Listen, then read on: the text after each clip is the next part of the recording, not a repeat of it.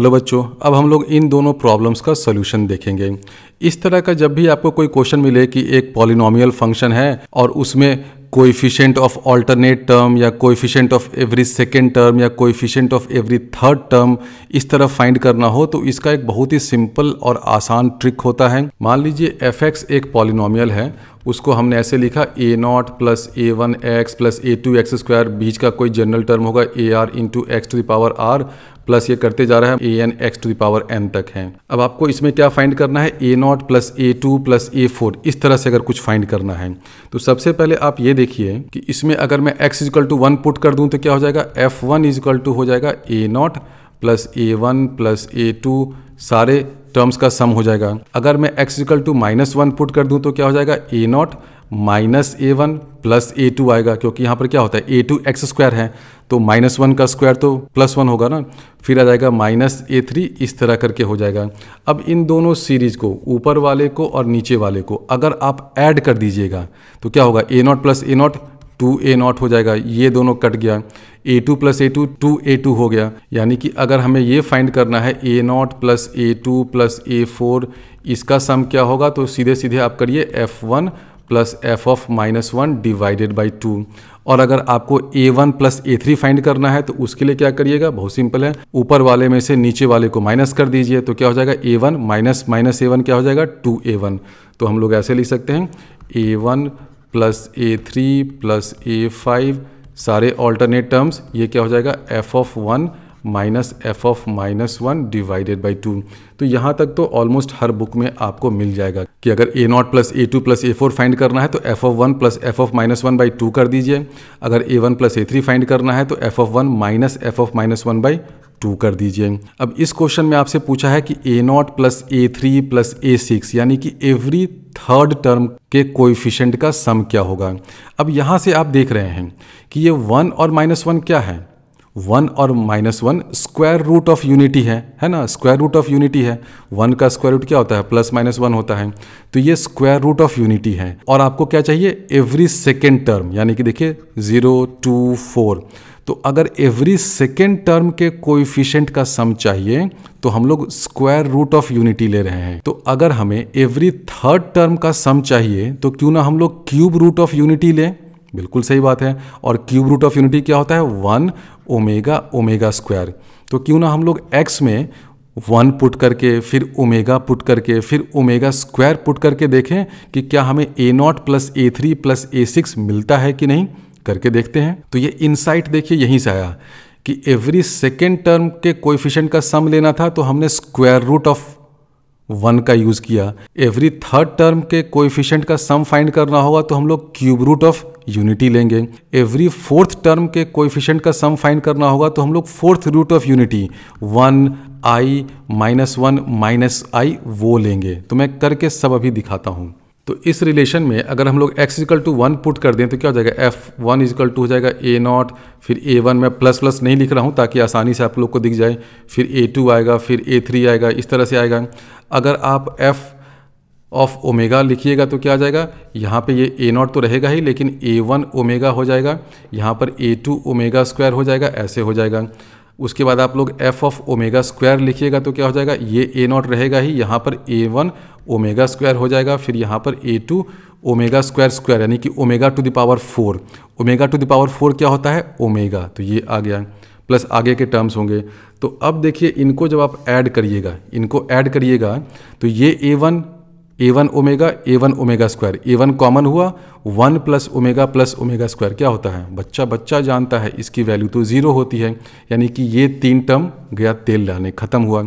उसी तरह ये 3 term a2 omega square, a2 omega, इसका भी सम करिएगा तो 1 plus omega square plus omega, ये 3 टर्म भी गया तेल लाने, तो बचा क्या, a0, और 3 बार है तो यहाँ पर हो जाएगा 3a0। तो इसका जब हम लोग सम करेंगे तो देखिए ये 3a0 तो आएगा ही, बाकी सारा ये सब 0 हो जाएगा, ये 0 हो जाएगा। उसी तरह फिर 3a3 आएगा, फिर 3a6 आएगा, 3a9 आएगा, और इधर इन तीनों का सम आएगा। तो हमें फाइंड क्या करना है, हमें फाइंड करना था a0 plus a3 plus a6, तो वो क्या हो जाएगा, 1/3 times f of 1 plus f of omega plus f of omega square. तो देखिए हमने ये फाइंड कर लिया कि हमें अगर एवरी थर्ड टर्म के कोएफिशिएंट का सम फाइंड करना है तो क्या हो जाएगा 1/3 into F of 1 plus F of omega plus F of omega square. तो इस पहले क्वेश्चन में देखिए एफ ऑफ एक्स ये है, तो आपको क्या फाइंड करना था, a0 plus a3 plus a6 ऐसे करना है। तो वो क्या हो जाएगा 1/3 टाइम्स एफ ऑफ 1 करिएगा तो हो जाएगा 3 टू द पावर 27, ठीक है।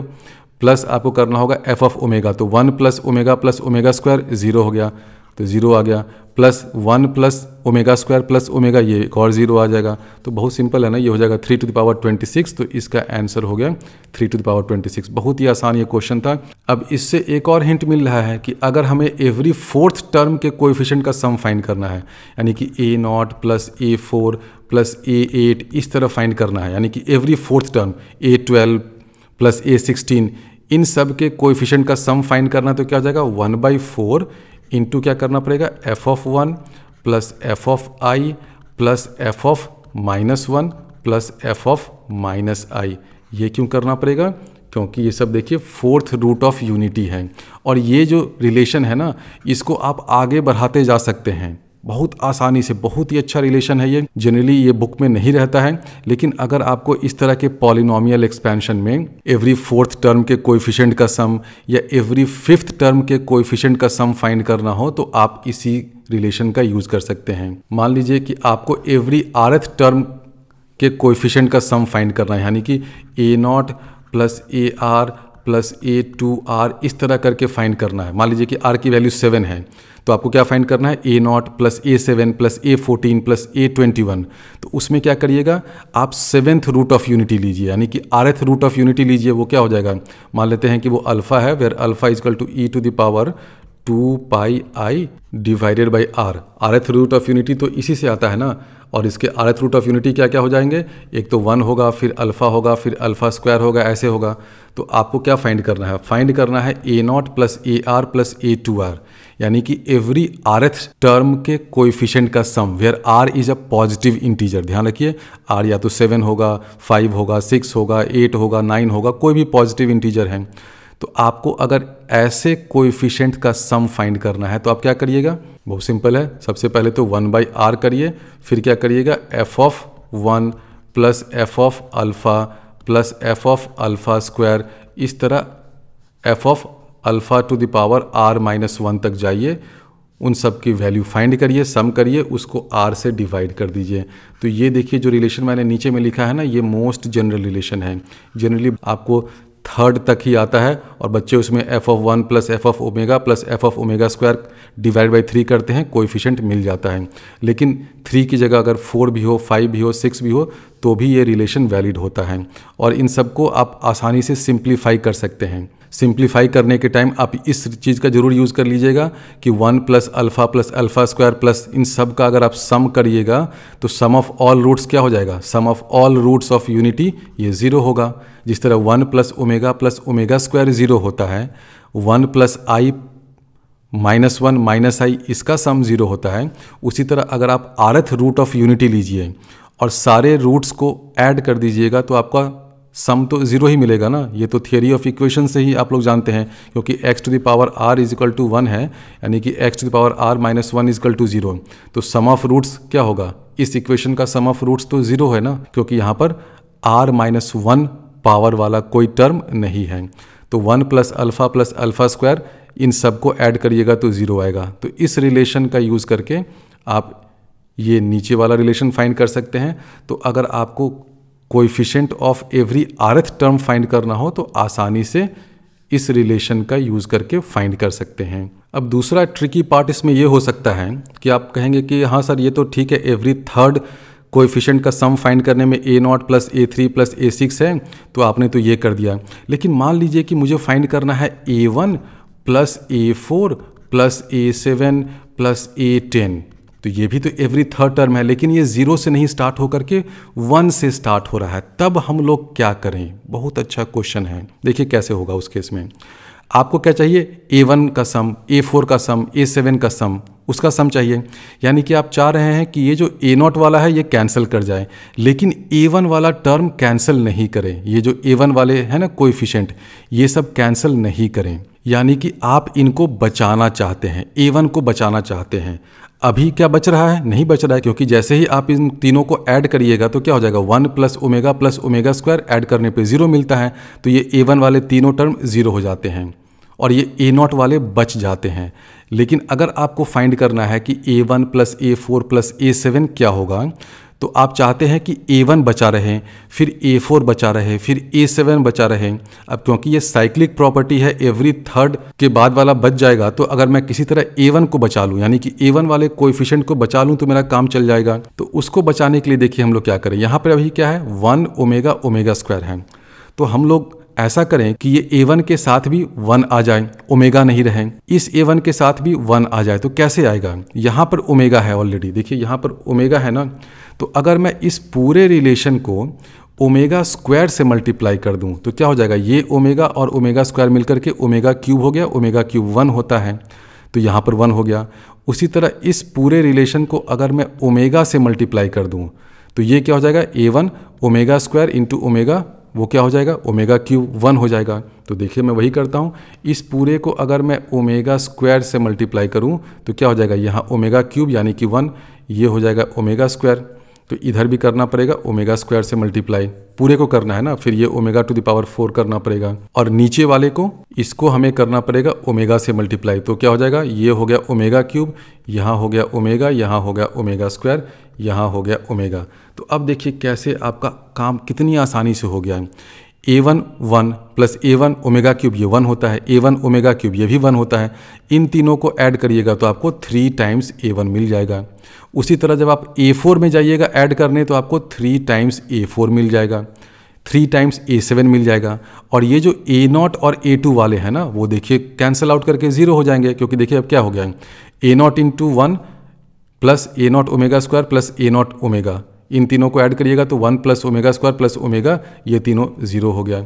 उसी तरह A2 into 1 plus A2 omega to power 4 यानी कि A2 omega plus A2 omega square, 1 plus omega square, ये तीनों मिलकर के 0 हो गया।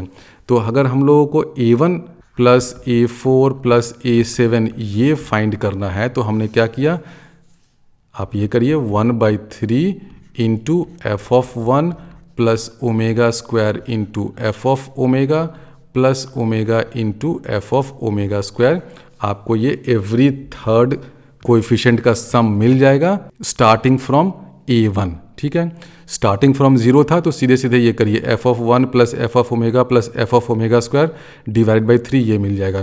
लेकिन अगर स्टार्टिंग फ्रॉम A1 है तो आप ऐसे करिए, आपको मिल जाएगा।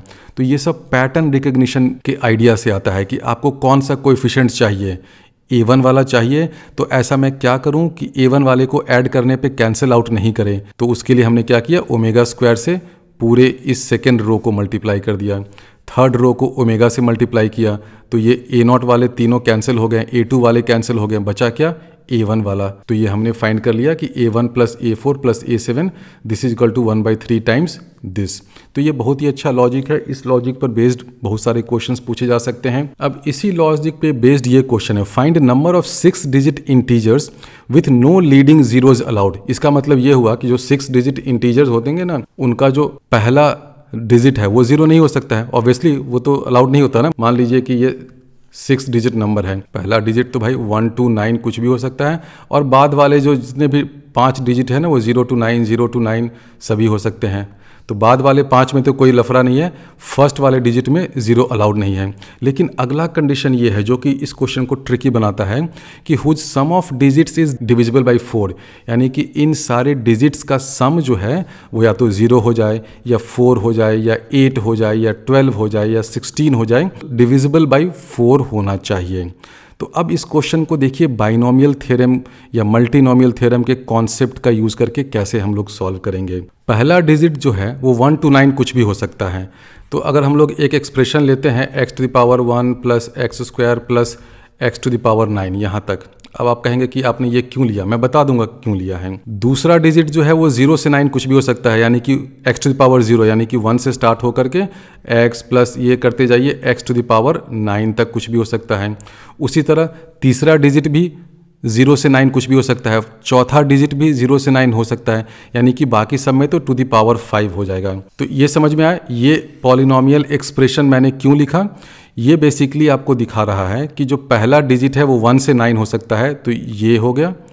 दूसरा डिजिट, तीसरा डिजिट से लेकर के 6th डिजिट तक सभी 0 से 9 हो सकते हैं, तो उनमें 1 + x square + x⁴ to the power 5 कर दिया, क्योंकि जो पांचों डिजिट हैं उनमें डिजिट जो है वो 0 से 9 तक कुछ भी हो सकता है। अब इस पॉलिनॉमियल को जब आप एक्सपैंड करिएगा तो क्या मिलेगा, कुछ इस तरह का मिलेगा, a0 + a1x + a2x², ठीक है। फिर जो 4th टर्म होगा उसमें कुछ ऐसा होगा, a4x⁴, फिर 8th टर्म होगा उसमें कुछ इस तरह का होगा, a8x⁴, ठीक है। ऐसा कुछ होगा ना, प्लस प्लस करते जाइए, बिल्कुल ये हाईएस्ट पावर इसका कहाँ तक जाएगा, 9 5 45, इधर से 9 यानी कि x⁴ तक जाएगा, कहीं तक जाएगा उससे कोई फर्क नहीं पड़ता है, ठीक है। इस तरह का एक्सपेंशन होगा। अब इसमें देखिए कोई भी x⁴ वाला टर्म हो गया या x⁴ वाला टर्म हो गया, ये x⁴ कहाँ से आएगा। x⁴ का मतलब ये है कि इस पॉलिनॉमियल एक्सपेंशन में यहाँ से एक x का टर्म आया और इन पांचों से x का टर्म आया और सारे टर्म्स मिल करके x⁴ बन रहे हैं, यानी कि 1 to 9 इनमें से कोई डिजिट आया और 0 to 9 इनमें से कोई डिजिट आया और उन डिजिट्स का सम क्या हो गया, 8 हो गया।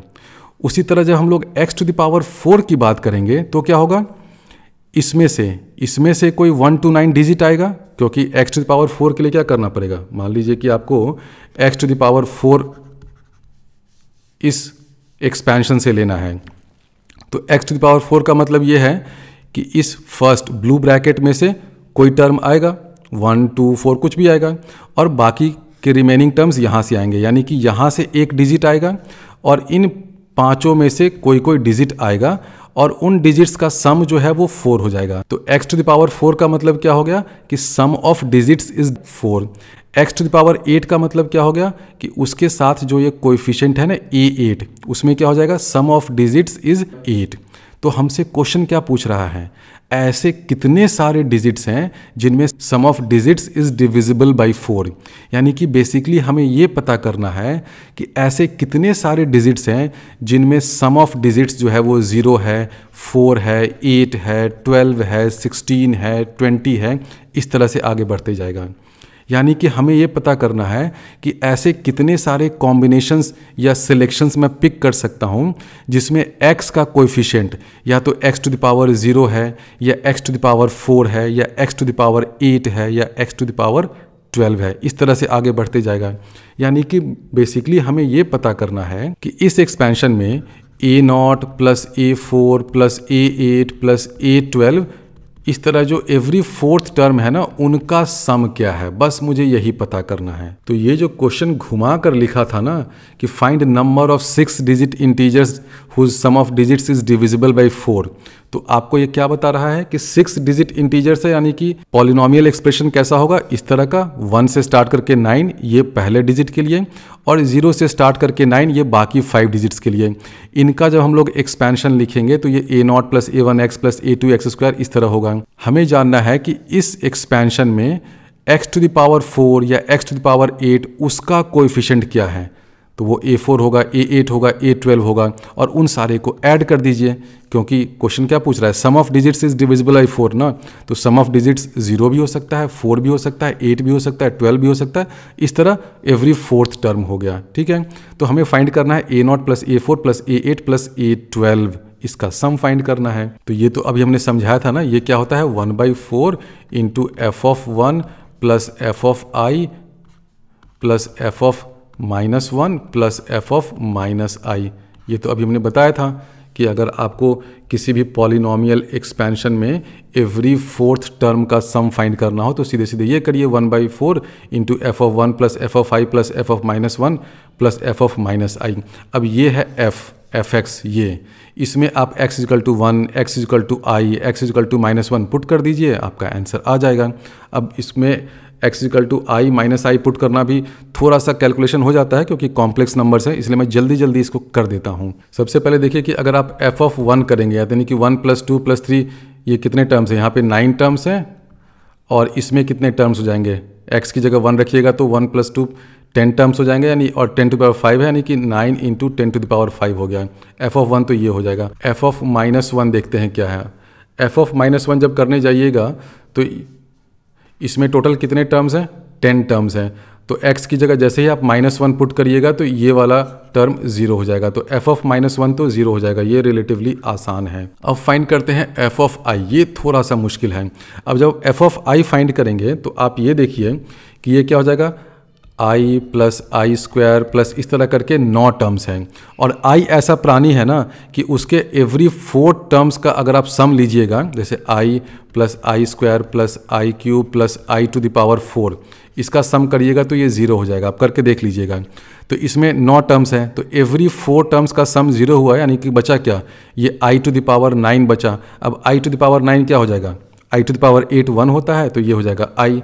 तो f ऑफ i हो जाएगा i इंटू, अब आते हैं इधर ये वाला जो है 1 plus i to the power 9 तक अगर हम लोग करने जाएं तो इसमें भी आप देखिएगा कि 1 प्लस आई प्लस इसके बाद हो जाएगा i square plus i cube plus i to the power 4 plus i to the power 5। तो एवरी 4 टर्म्स का इसका सम करिएगा, तो 0 हो जाएगा। तो इसमें कितने हैं, 10 टर्म हैं, इसमें 10 टर्म है तो 4 टर्म का ग्रुप बनाइएगा तो इन चारों का सम 0 होगा। उसी तरह अगले 4 का भी सम 0 होगा। तो बचेगा क्या, 1 प्लस आई, और ये क्या है 1 plus i to the power 5। तो एफ ऑफ आई क्या हो जाएगा, i into 1 plus i to the power 5। अब इसको कैसे किया जाए, इसको आप using trigonometrical form of complex number वैसे कर लीजिए। आप 1 प्लस आई को ये लिख दें, हम लोग इसको ऐसे लिख देते हैं, i तो रहेगा ही, 1 प्लस आई को कर देते हैं √2 e to the power i π/4, पूरे का कर दीजिए पावर टू द पावर 5। तो ये क्या हो जाएगा, f of i is equal to i √2 to the power 5। तो ये हो जाएगा कितना भाई, 2 to the power 5/2 into e to the power i π/4 into 5। तो ये हो जाएगा 5 π/4। अब इस i π/4 इसको लिखिएगा cos 5 π/4 प्लस आई साइन 5 π/4, वो सब करिएगा, आई से मल्टीप्लाई करिएगा। अब सिंपल कॉम्प्लेक्स नंबर है ये सब, तो ये करिएगा तो आपको मिल जाएगा कि f ऑफ i की वैल्यू आ जाएगी कुछ i इंटू -4 ठीक है, ये करिएगा तो आपको मिल जाएगा। उसी तरह जब आप लोग f ऑफ -i करिएगा तो उसकी वैल्यू आ जाएगी -i, यहाँ पर आ जाएगा, फिर आ जाएगा -4 प्लस 4i। ठीक है, ये आ जाएगा। अब आपको फाइंड क्या करना है भाई, इतना सब कॉम्प्लेक्स नंबर हो गया, तो इसलिए ये क्वेश्चन थोड़ा सा डिफिकल्ट है क्योंकि लेंदी भी है। तो 4 नंबर के लिए तो जेई एडवांस में भी शायद पूछा जाए तो बहुत लेंदी हो जाएगा। तो देखिए हमने क्या क्या फाइंड कर लिया, हमने f ऑफ 1 फाइंड कर लिया, f ऑफ -1 0 है, f ऑफ i फाइंड कर लिया, f ऑफ -i फाइंड कर लिया। तो आपको a0 plus a4 plus a8 में क्या करना है, इन चारों का सम करना है। जब आप सम करिएगा तो देखिएगा जो इमेजिनरी पार्ट है ना वो आपस में कैंसिल आउट कर जाएगा, क्योंकि यहाँ पर -4i है और यहाँ पर क्या है 4i और यहाँ पर +4i है। तो इमेजिनरी पार्ट तो दोनों का कैंसिल आउट हो जाएगा। तो हम लोग ये जो a0 प्लस a4 ये सब जो फाइंड करना है ना, इसका जब सम करने जाइएगा तो ये हो जाएगा 1/4। f ऑफ 1 से कितना आ रहा है, 9 इंटू 10 टू द पावर 5, और ये i और -4i मिल करके आपको +4 देगा।